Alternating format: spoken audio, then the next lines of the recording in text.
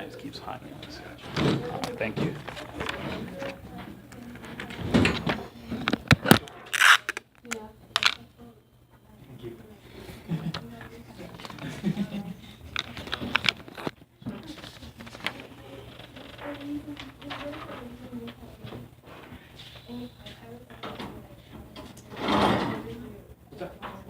No, I have a few more. You can. Yeah, just keep.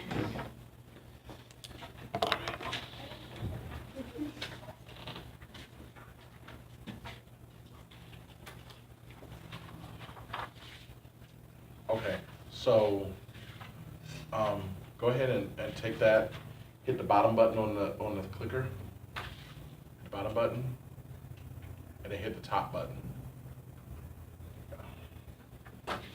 Hold on.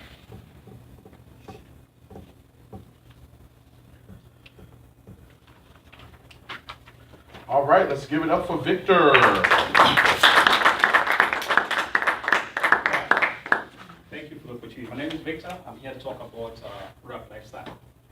Well, product lifecycle is a process of stages that a product goes through in the market while experiencing stages like introduction, growth, maturity, and decline.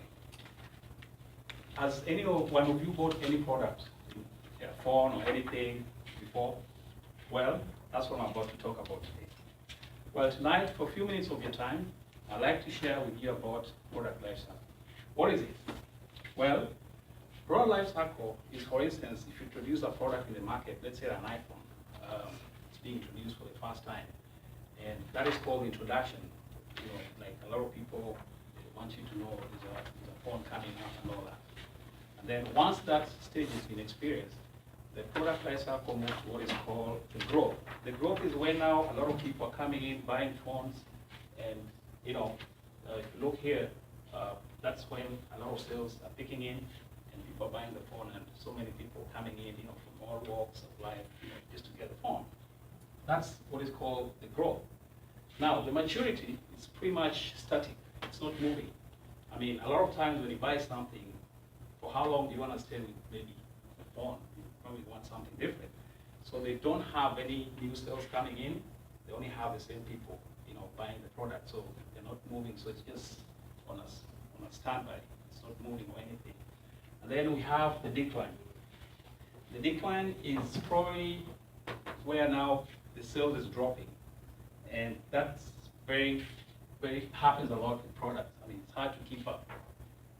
Now, today, now you have understanding of what product lifecycle is.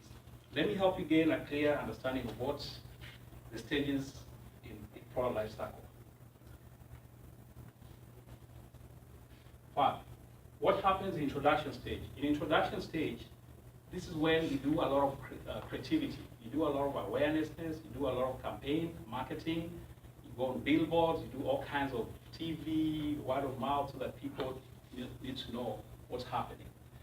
Now, on the growth, the details on the growth is the company is experiencing a lot of sales, and the product is it's well known.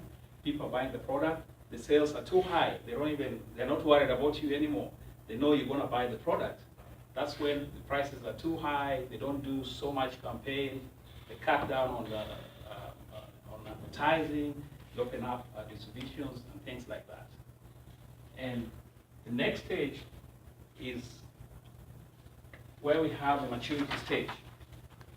And this is where the company has to do a lot of advertising, because they have to remind you, they offer incentives. If you buy one phone, get one free. They want people to come in so they keep up with what's going on. Okay. The decline stage, you can see it's red. Red is always danger. I mean, if you're driving on traffic and you see a red light, if you go, you're in danger.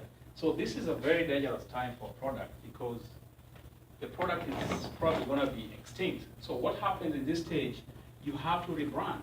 You talk about iPhone. How many do you have? iPhone 1, iPhone 2, up to 6. So what normally happens, they realize, people don't want to buy iPhone 1 anymore. So they tell you, now we have iPhone 6. So they phase out iPhone 1, and that's how they evolve these products. Now, The cycle, it's sold on quickmba.com and shows something about that. Now that I've talked to you about the details, I'd like to take a moment to talk about the benefits of the product life cycle. And the first benefit of product life cycle is to maintain sales. When we have a product in the market and you know the stages it's going through, it gives you an idea of how much sales you're going to retain, so that you don't just sit down and hope maybe you get profit and things like that.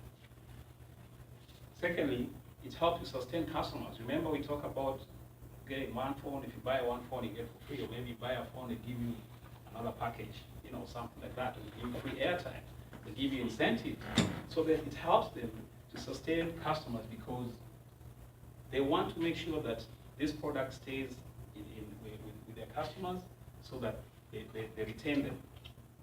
It also helps them keep track of the products.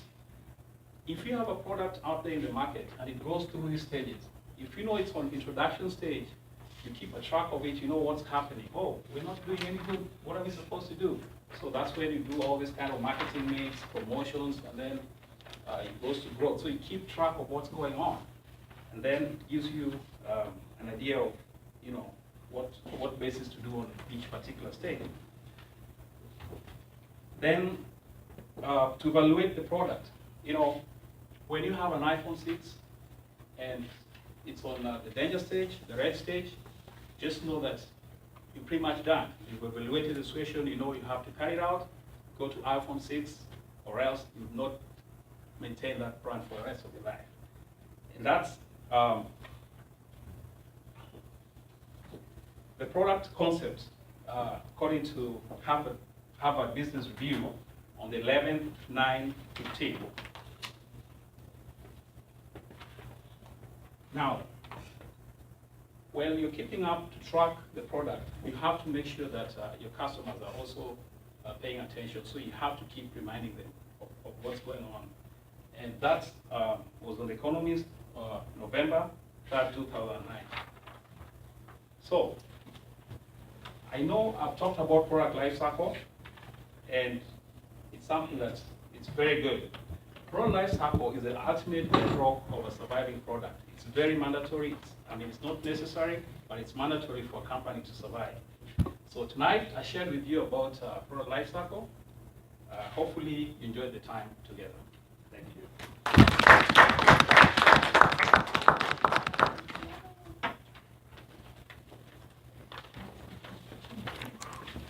Keisha, go ahead and get set up, please. Mixed up cards, man. Good job.